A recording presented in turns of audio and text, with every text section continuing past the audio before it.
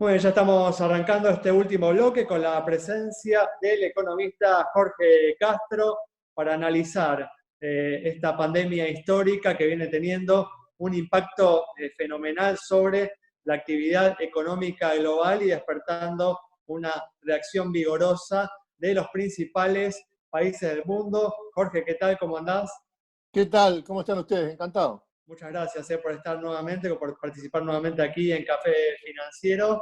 Y bueno, justamente vamos a comenzar con esta pregunta. Quería saber cómo venís evaluando las medidas que vienen tomando las principales potencias económicas frente al impacto económico de la El pandemia. efecto económico del coronavirus es el siguiente. La única forma que se ha encontrado hasta ahora de enfrentar el desafío de este verdadero flagelo es a través de la paralización de las actividades económicas en el mundo entero.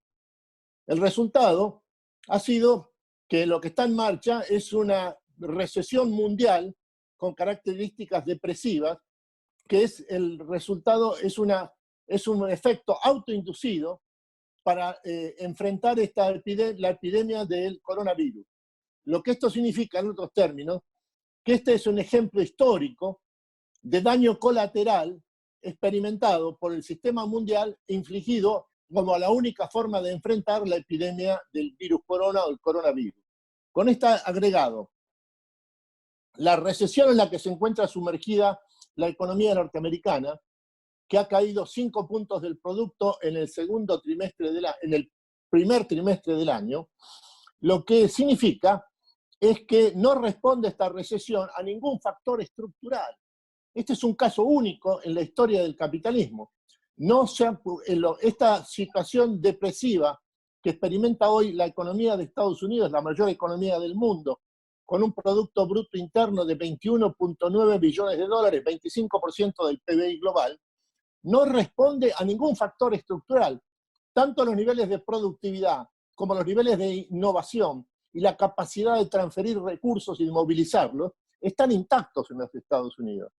Lo que sucede es que la única forma que se ha encontrado de enfrentar la epidemia del coronavirus ha sido con esta paralización completa de las actividades económicas. Esto es lo que ha sumergido a Estados Unidos en su actual situación recesiva depresiva, y al mismo tiempo esto ha hecho estallar el nivel de desocupación en la primera economía del mundo. Porque hay que tomar en cuenta que hasta el mes de enero de este año, la economía de Estados Unidos, el nivel de desocupación era de 3.5%. Esto es el nivel más bajo de los últimos 60 años. En Estados Unidos, antes de que se produjera el estallido de la epidemia del coronavirus, la capacidad de creación de puestos de trabajo de la economía norteamericana era más del doble de los puestos que se encontraban en manos de los desocupados. Estados Unidos es la primera sociedad avanzada del mundo que en términos estructurales ha ido más allá del pleno empleo. Y ahora la desocupación en las últimas 2 semanas ha aumentado en 16 millones. Esto es la tasa de desocupación de Estados Unidos hoy. Si en el mes de enero era de 3.5%, hoy es de 4.4%. Ha aumentado 1 punto en menos de un mes y medio. Sí, Jorge, justamente ayer la titular del Fondo Monetario Internacional señaló que la pandemia va a generar la peor caída económica desde la Gran Depresión que se inició en 1929. ¿Compartís este pronóstico? Absolutamente, pero con esta aclaración: si la gravedad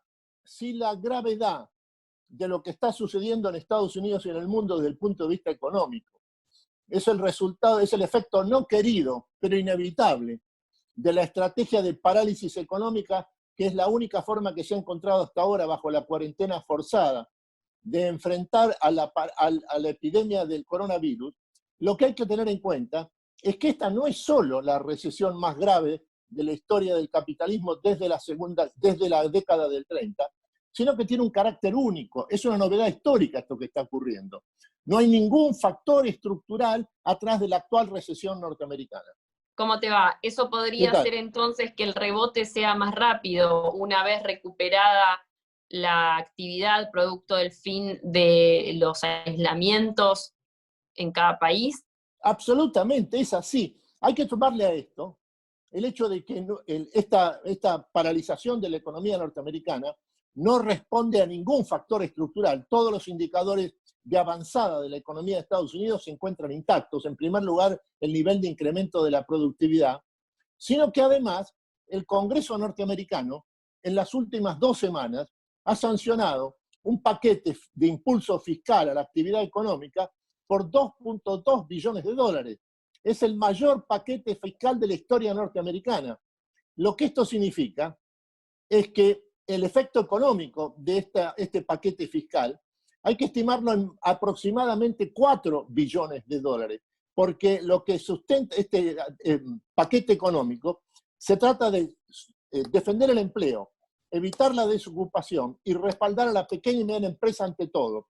Y luego, respaldar también a las grandes empresas hoy en tren de quiebra, precisamente como ocurre con la industria del transporte, la industria del transporte naval y en general la industria del transporte aéreo. Discúlpame, Sí. la experiencia en China, haciendo un paralelismo con los parámetros que estás mencionando para Estados Unidos y teniendo en cuenta que allí se desató la pandemia, bueno, todo lo que hace al virus, ¿no? Primero, ¿cuál es tu evaluación?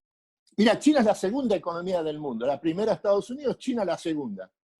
Y lo que ha ocurrido en China es que ha logrado la República Popular controlar en solo 7 semanas el estallido del coronavirus, cuyo epicentro estuvo en la provincia de Hubei, la ciudad de Wuhan, con 11 millones de habitantes.